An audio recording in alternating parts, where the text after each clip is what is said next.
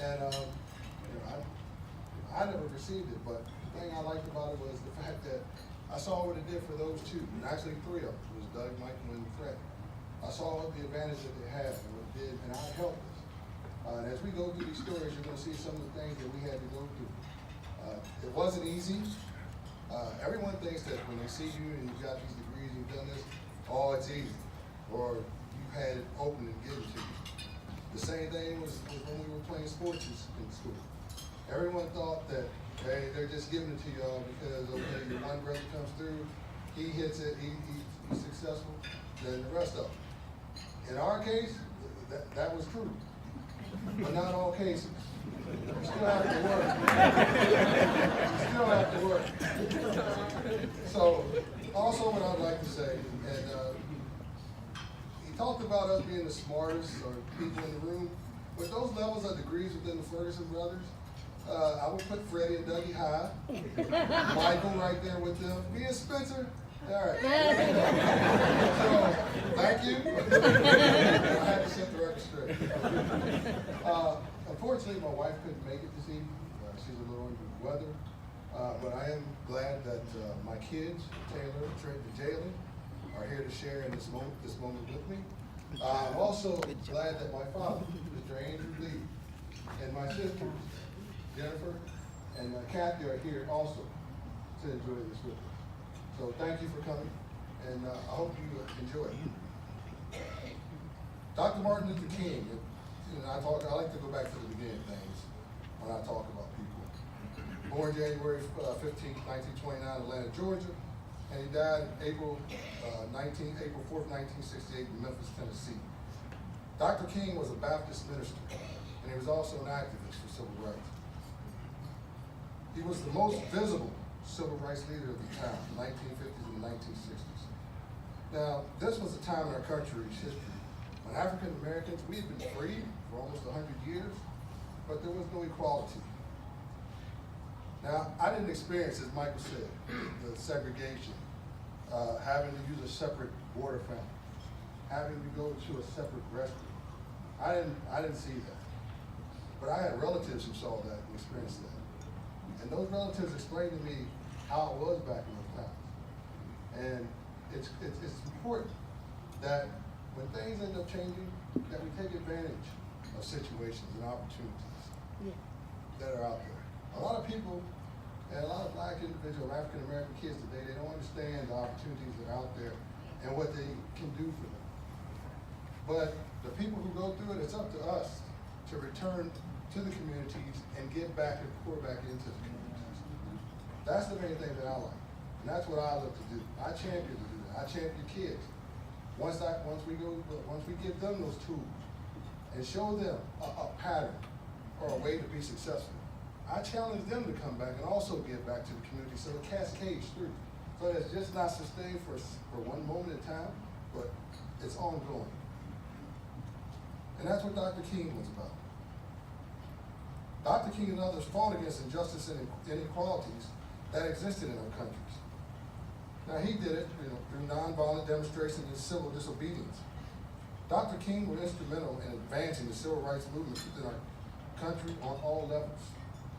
And it wasn't just the civil rights movement, it was labor rights. He actually worked with the UAW. I've been working with the UAW for over 20 years.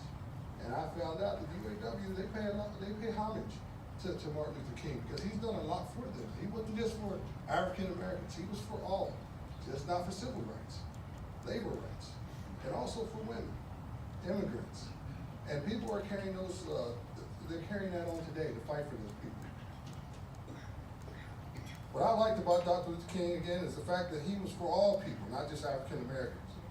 As an activist, he was able to galvanize and inspire people of all races to join the cause and fight alongside of him in the combat against injustices. Dr. King helped individuals realize and understand that if you want to change your situation, then you're going to have to contribute to the cause. So people stood up and protested, against these injustices. Whites, blacks, all of them stood in alliance, boycotting vendors and marching for change. Dr. King and others paid the price. Sometimes they were beaten, sometimes they were humiliated. But through their perseverance and efforts, things did change. And in 1964, the Civil Rights Act was passed. It was actually started by John F. Kennedy. I believe the Senate went against it, and then Lyndon Baines Johnson was actually able to get it passed through. So now the country was in a better place. Dr. King once said, life's most persistent and urgent question is, what are you doing for others? Then I ask myself, what is Curtis doing for others? Mm-hmm. What has anybody done anything for me? How can I change my community? Give back to the community? Can one man make a difference? Of course, the answer is yes. When the five of us was raised by our mother, there were certain things that were understood. We had to listen to her. If we didn't listen to her, like Mike said, consequences. He's talking about, baby got whipped. She always tried to throw a shoe at him. So all you have to do is start running.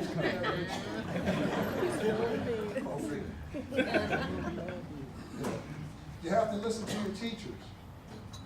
She said you have to listen to those teachers at school because one day you're going to college. And it's important.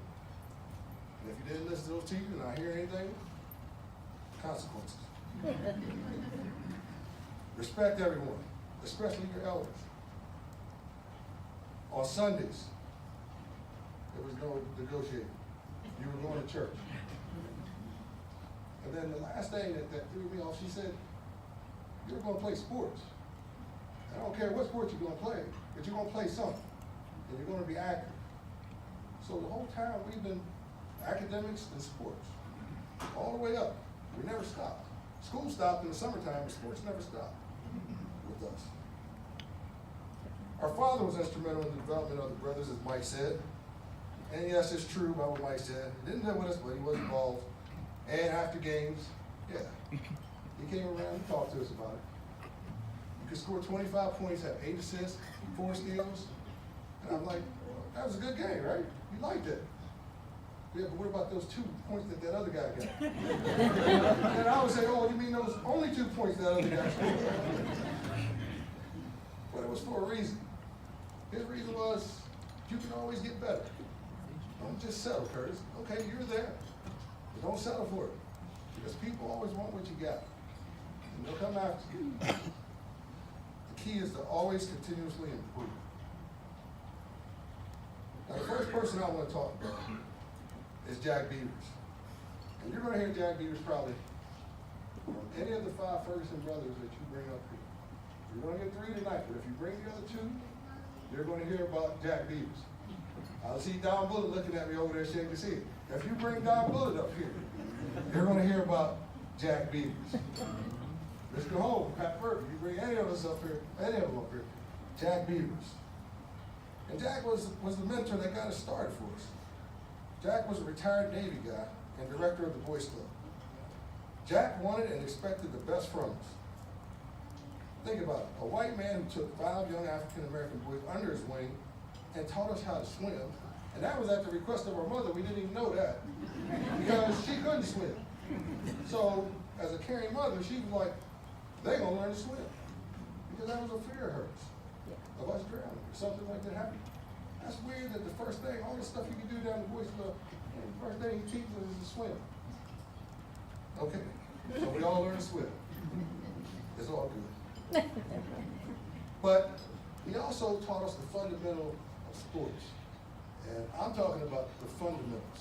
Mike talked about as we piled in this punch buggy and went down to the Boys Club. He's right, I don't remember any of us talking. The whole time people went down there. So it wasn't quite, but we were bunched up. You've got 5, 6 people in a punch buggy going down to the Boys Club, and we went early. You're talking about 8 o'clock in the morning on Saturday. And he would take us down there, and we would go straight up to the gym. And we would work on drills, dribbling drills, passing drills, shooting drills, figure eights, all this over, just shooting. Imagine this now, think about this. For about 5 years, every Saturday, repetition. you're going to get better. And then we started to see the fruits. The best thing I liked about the Boys Club was, and people never realized this, was that the Boys Club actually had a beam that you couldn't shoot a regular jumper. So if you shot a regular jumper, you could hit the beam. Well, the beam actually helped us because in order to get the ball in the basket, you had to step back and shoot over the beam. We learned to shoot over the beam. So now when you get to high school, we're like, there's no beam. But we're shooting high jump shots. So when you shoot a high jump shot, you're not getting blocked. Great experience with Jack. Great experience. Also, I want to talk about teachers like Pat Murphy and others who encouraged me to excel in academics. And it wasn't just academics with Pat. It was activities. He taught me about photography.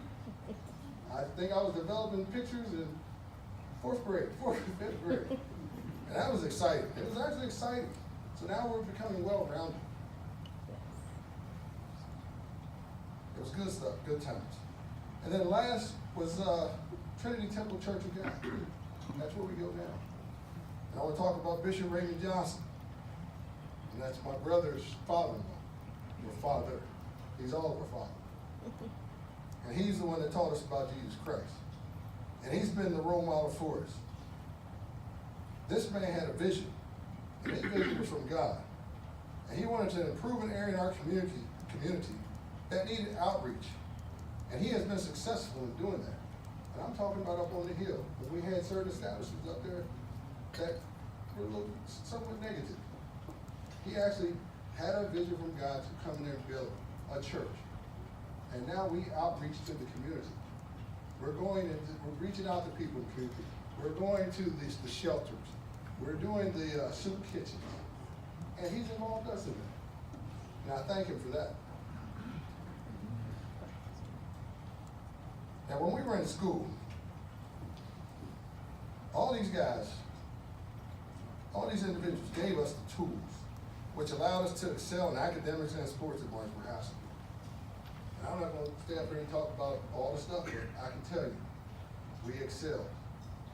And I'm not saying it to be braggadocious or anything, but I'm just saying, we excelled to the point whereas within our family, we have all-staters, people with all-American honors, academic all-American honors, sports all-American honors, who's in high school football, and who's in athletics, high school athletics.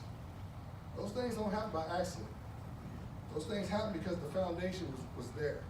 The foundation was established for success. And you get to the point where there's no fear. And when you have no fear, you can do things. You can do anything you put your mind to. I was actually fortunate because later, after college or high school, all of us received academic scholarships or athletic scholarships. Me and Spencer had the athletic scholarships. The rest of them had the academic scholarships. I was fortunate enough to attend Central State University where I played for Hall of Fame football coach Billy Joe. Billy Joe was very inspirational to me. Although I only played with him for 1 year, he actually played for the New York Jets on their Super Bowl team with Joe Namath. And the thing I liked about Coach Billy Joe, every time he would shake your hand, he would shake your hand and he would turn it over. So you saw a Super Bowl ring. I just remember that. But there was for a reason. That's for a reason. He's giving you something to strive for. He's saying, I made it. Strive for it. Go for it. Later, I transferred to Appalachian State University, the real Mountaineers, where I played Division I football for Coach Gary Moore. And he was another Hall of Fame coach. Different philosophy, more laid back, casual, and that smooth demeanor. That guy was about talent, and he actually got me connected with my position coach, Coach Danny Nutt. And Coach Danny Nutt is Houston Nutt's brother. And Danny Nutt took me to levels I never thought I'd get to as a receiver. And I think the reason we connected was because we were both good basketball players. When I was at Appalachian State, I was on the football team, but I used to tell everybody on the team, make no mistake about it, I'm the best basketball player on this team. And they knew it. out.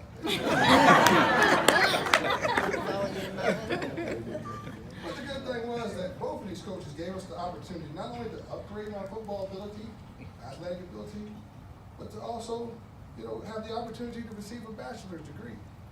And that's what it was about. So now, the first goal for Linda K. Ferguson has come true.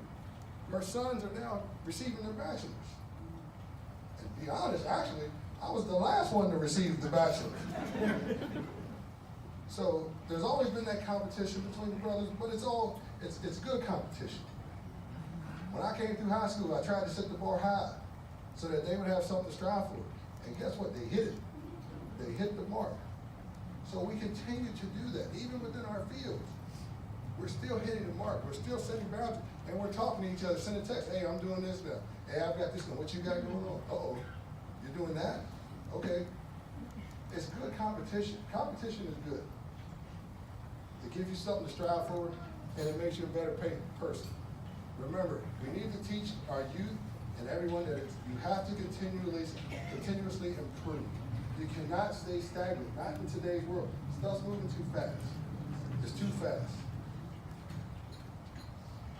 I started working for General Motors in 1999, and a guy by the name of Max Oates gave me the opportunity to work for the largest automotive company in the world. When I was at General Motors, I was able to get my MBA, which was paid for by GM. Now, GM didn't do no reimbursement. They put the voucher out there for me. So all I had to do was sign up for the course, pass the course. They paid for it. All right. And these are the opportunities and things I tell kids nowadays. There's ways. When you think you can't get it one way, oh, come on. There's multiple ways. Multiple ways to success, not just one. So all my life, people of all races and nationalities have been helping Curtis Ferguson fulfill his goal. Now it's my turn. My wife and I raised 5 kids. We taught them about the importance of education and improvement. I coach my kids and many other kids in the community in athletics. But we didn't just teach them. Me and Mike was coaching them in the youth league. We didn't just teach them the fundamentals of football or basketball. We taught them life lessons. I wanted to make sure that they were well-rounded. Every kid we coached, we were like, okay, you're getting good in basketball, but wait a minute, how's your school going? How's this class going? Do you need help with it? If you need help with it, there's help out there that you can get. There's tutors. Teach them the life skills. Give them other life. Kids will come and ask you anything when they feel that you have something to offer. Open up to kids. Tell them, hey, I've gone through this.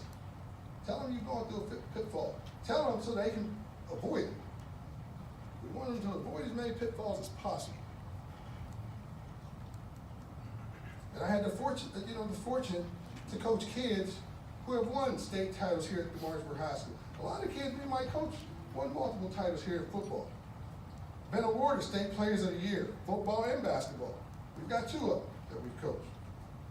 They've gone on to college to play sports. And we've even had some that have been awarded the Martin Luther King Scholarship. Go figure. I've challenged those individuals, like I said at the beginning. It doesn't stop. When I see them, they don't even call me Mr. Ferguson or Curtis. They call me coach. And that's fine. I'll be life coach. I'll be the athletic coach. I'll be whatever coach they need me to be. And I'll be there to help them. And I've challenged those kids. I've challenged them to do the same thing and give people the same information and tools and opportunities that we've afforded you. Let's keep it cascading within the community and on down. That's my speech for today. In closing, I'd like to thank the Scholarship Committee for your hospitality. And would like to thank, special thanks to Mr. Murphy for approving the Ferguson brothers. We appreciate it. And for everyone in attendance, I appreciate all of you coming out this Arctic blast. Have a safe trip going home. Now what I'm going to do is I'm going to hand it over to Douglas. We used to call him G-Man, Douglas G. He's going to close it out for you. Thank you.